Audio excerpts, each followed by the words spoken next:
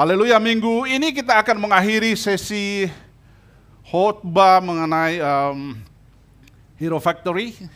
Dilanjutkan dengan Ministry Expo sebagai closing session kita. Tapi sebelumnya kita akan mendengarkan khotbah dengan judul Mengapa Kita Harus Melayani.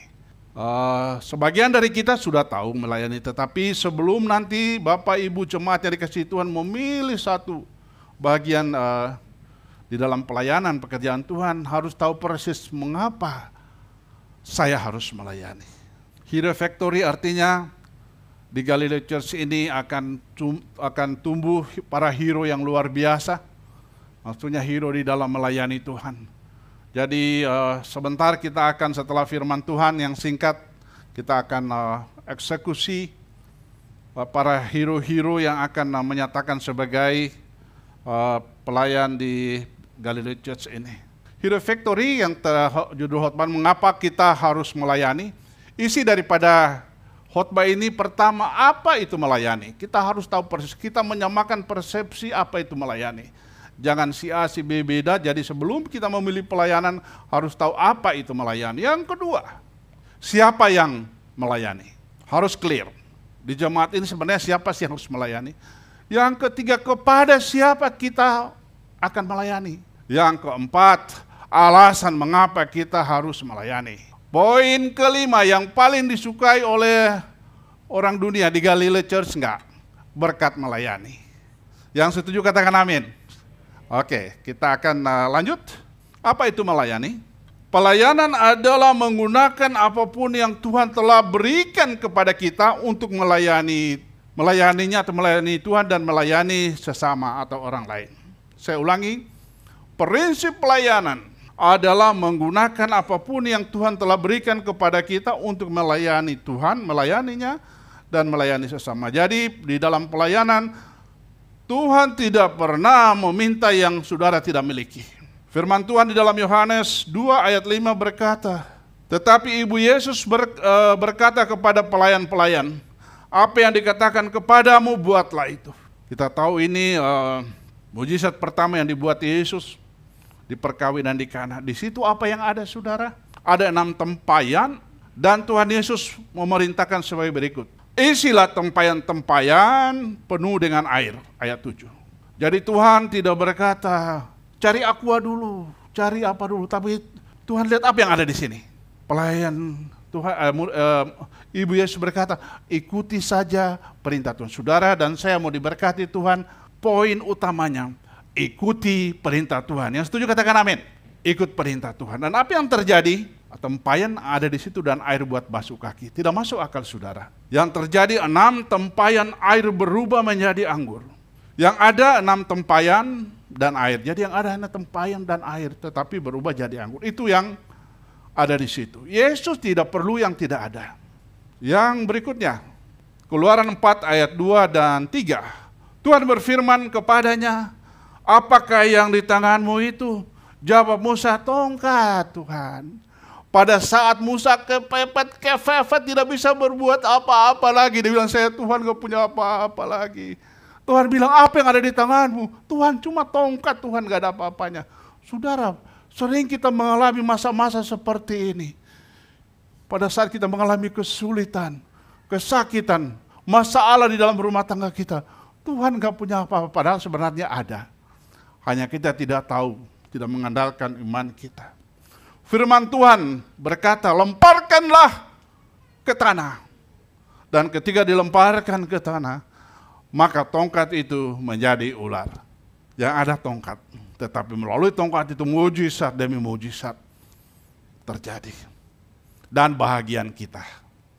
Itu yang terjadi di perjanjian lama. Di perjanjian baru, 1 Petrus 4 ayat 10, Rasul Petrus berkata, layanilah seorang akan yang lain sesuai dengan karunia yang telah diperoleh tiap-tiap orang sebagai pengurus yang baik dari kasih karunia Allah. Pagi hari ini jemaat yang ada di gereja maupun yang ada di mengikuti online, firman Tuhan berkata, layanilah seorang akan yang lain sesuai dengan karunia yang sudah diberikan oleh Tuhan. Jadi karunia itu Tuhan sudah berikan, pakai itu, jangan cari yang tidak ada padamu. Ada amin saudara? Karunia rohani itu Tuhan sudah berikan, pakai itu Tuhan. Itu luar biasanya Tuhan kita tidak pernah meminta, tidak mau suruh kita ngutang, pinjam dulu. Tuhan bilang enggak. Umat anak-anak Tuhan ini sebenarnya diajarkan supaya tidak ngutang. Karena dia katakan apa yang ada pada tanganmu, pakai itu. Dan kalau kita lihat 3 ayat tadi menguatkan kita. Perkawinan di Kana yang digunakan tempayan dan air, Musa dengan tongkatnya. Tuhan tidak pernah meminta Anda untuk melayani Tuhan dan pekerjaannya dengan meminta yang tidak ada padamu. Tuhan sudah mempersiapkan semuanya sebelum dia minta. Masalahnya kita tidak mau berusaha tahu yang sebenarnya yang Tuhan sudah berikan dalam hidup ini. Atau kita sering pura-pura tidak mau tahu, mau cari gampang. Sudah ada mau minta lagi, jadi peminta-minta di dalam kepada Tuhan. Padahal Tuhan bilang sudah ada sebenarnya. Perintah Tuhan Yesus melalui Petrus, layanilah seorang akan yang lain sesuai dengan karunia yang telah diperoleh tiap-tiap orang. Hari ini sudah kita periksa karunia kita masing-masing. Tuhan minta itu. Kita mau nyatakan sebentar. Supaya efisien, efektif, excellent, unggul, sukses di dalam pelayanan kita, di dalam pekerjaan kita. Maka kita harus melayani sesuai shape yang Tuhan sudah bentuk untuk kita masing-masing. Tidak kurang, tidak lebih dari itu. Jadi kalau kita mau sukses, cari yang Tuhan sebenarnya sudah berikan. Jangan pakai yang shape-nya orang lain. Ini yang sering salah. Si Beko sukses, pingin sukses seperti dia pedagang sukses, dia kontraktor sukses. Ya Tuhan gak mau nyiapkan Anda seperti itu, salah. Tuhan bilang cari tahu apa yang saya sudah berikan kepadamu, kelola itu dan engkau akan unggul di dalam, engkau akan menjadi sukses. Kita sudah belajar bersama-sama tentang SAFE selama minggu yang lalu berturut-turut, disertai dengan assessment, dan Pastor Edward sudah upload summary di WhatsApp group. Juga kemarin hari Sabtu kita sudah selesai melaksanakan training kelas 301 mengenai pelayanan bagi pelayan-pelayan Tuhan. Juga membahas mengenai SAFE. Dan hari ini kita akan melakukan Ministry Expo sebagai eksekusinya dengan maksud dan target untuk meningkatkan kualitas pelayanan kita. Presisi. Kita pertajam, presisi betul, lebih terarah, lebih fokus lagi. Sesuai apa yang Tuhan sudah berikan kepada kita. Untuk itu saya selaku hamba Tuhan menghimbau kepada seluruh jemaat supaya mengikuti expo ini melalui Google Form.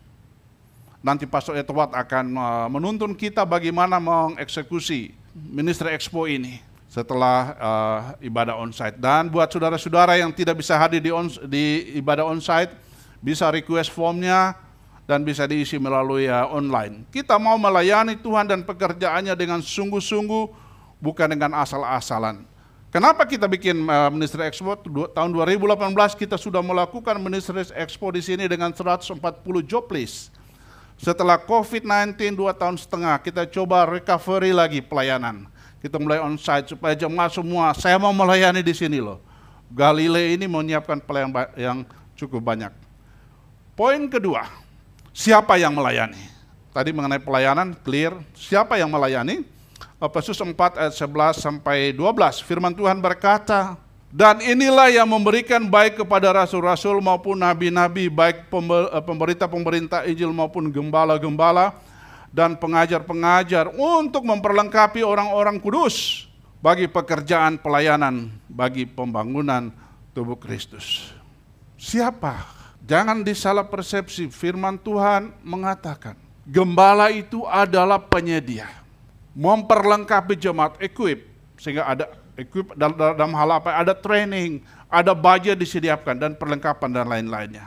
Jadi gembala itu sebenarnya di standar firman Tuhan bukan sebagai pelayan. Ada gembala, dia yang mengunjungi rumah ke rumah, dia yang mendoakan, dia melakukan semuanya. Tapi firman Allah mengajarkan kita bahwa senior pastor, gembala, tim pastoral itu fungsinya di dalam pelayanan adalah memperlengkapi. Ayat lain menegaskan bahwa gembala itu, pastor itu berdosa jika tidak melibatkan jemaatnya dalam pelayanan. Jadi gembala itu harus melibatkan, memanfaatkan jemaatnya untuk melayani. Karena perintah Tuhan, semua anak-anak Tuhan harus melayani.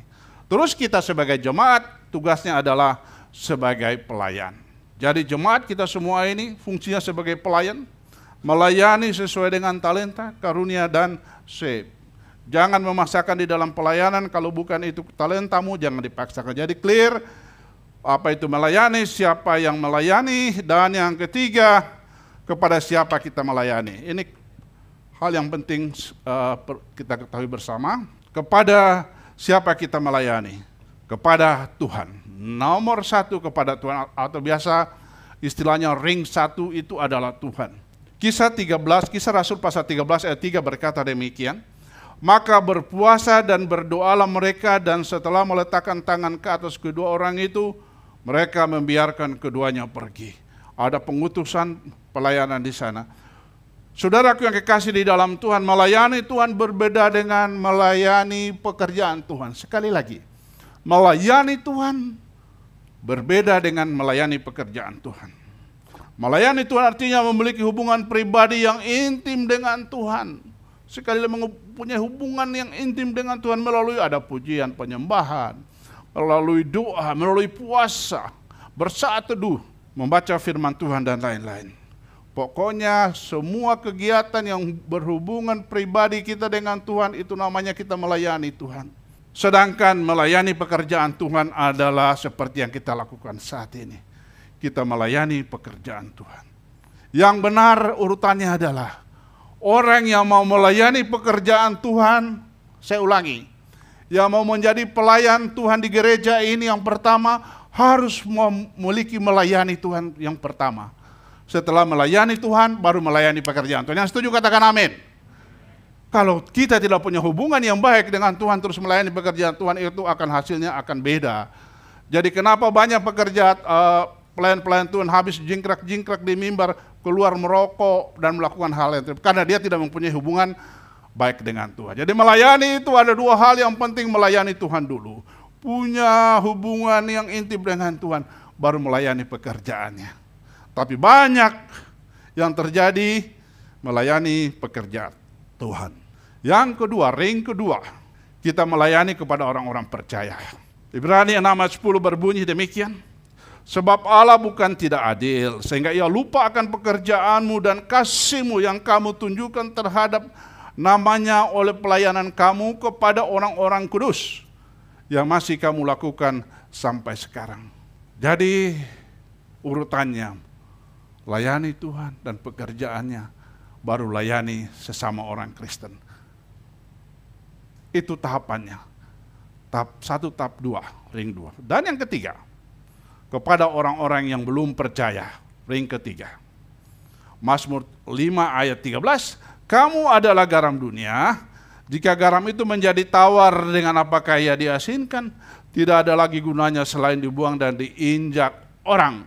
Kalau melayani semua orang, kalau kita melihat struktur kedewasaan rohani, melayani semua orang, mengasihi semua orang, adalah level tertinggi kedewasaan rohani. Kalau saudara sudah mampu melakukan, mengasihi, melayani semua orang, maka itu Anda sudah memiliki kedewasaan rohani yang paling top, yang paling atas. Garam berfungsi menjadikan masakan menjadi enak. Dalam hal ini secara jelas perbuatan baik yang Tuhan mau untuk kita lakukan, kerjakan di bawah kolong langit ini. Kita harus mengerjakan, menciptakan suasana dunia ini enak dan nyaman. Tugas saudara dan saya sebagai garam dunia, karena garam itu prinsipnya enak.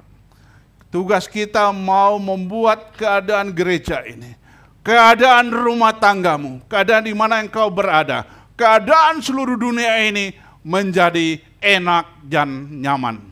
Saudara tidak gampang menjadi garam dunia ini, karena itu bikin enak. Jadi tugas saudara dan saya, baik yang mengikuti online, garami dunia ini supaya enak. Supaya dunia ini nyaman dan enak, dan orang yang ada di dalam dunia ini diberkati oleh Tuhan. Sehingga dapat menikmati, sehingga orang-orang dapat menikmati dengan penuh sukacita. Dengan melakukan semua ini berarti kita telah melakukan apa yang menjadi kehendak Tuhan. Melayaninya melalui kehidupan kita. Dalam bidang pelayanan banyak hal yang harus dikerjakan saudara. Yang dikorbankan, materi, waktu, tenaga, dan lain sebagainya. Pelayanan merupakan pilihan setiap orang. Namun sebaiknya kita yang telah percaya kepada Kristus harus melayani. Ada kata harus. Saudara menjadi orang Kristen, menjadi Kristus-Kristus kecil. No choice. Captain Amerika menyampaikan, Anda harus melayani. Ada amin saudara. Ini perintah Tuhan. Dalam ayat tersebut dijelaskan bahwa melayani sesuai dengan karunia.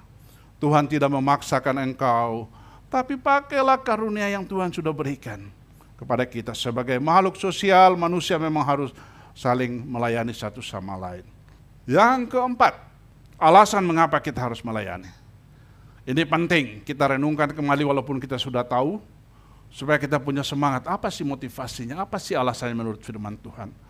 Saya tidak ambil banyak, hanya 2 poin. Kita diciptakan untuk melayani Tuhan.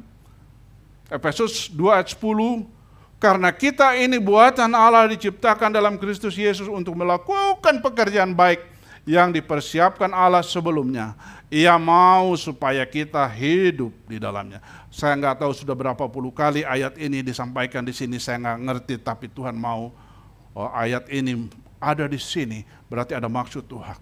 Betapa baik dan mulianya Allah Sang Pencipta kita. Ia telah mempersiapkan suatu pekerjaan yang baik buat saudara dan saya sebelum kita lahir. Kurang apa Tuhan itu? Pekerjaan baik mana yang Tuhan siapkan itu? Pekerjaan apa sebenarnya? Pekerjaan baik yang dimaksud adalah pekerjaan baik yang memuliakan nama Tuhan. Yang diperintahkan Tuhan kepada kita sebagai umat pilihannya adalah melayani penciptanya dan sesama kita. Poin kedua alasannya, pastikan engkau lahir di muka bumi ini karena Tuhan mau kita melayani Dia. Itu clear. Banyak ayat-ayat pendukungnya bahwa Tuhan mau kita dilahirkan karena Allah mau mengasihi kita dan kita harus melayani Dia. Yang kedua, kita diselamatkan untuk melayani Tuhan. 1 Korintus 6 ayat 20, sebab kamu telah dibeli dan harganya telah lunas dibayar. Karena itu muliakanlah Allah dengan tubuhmu.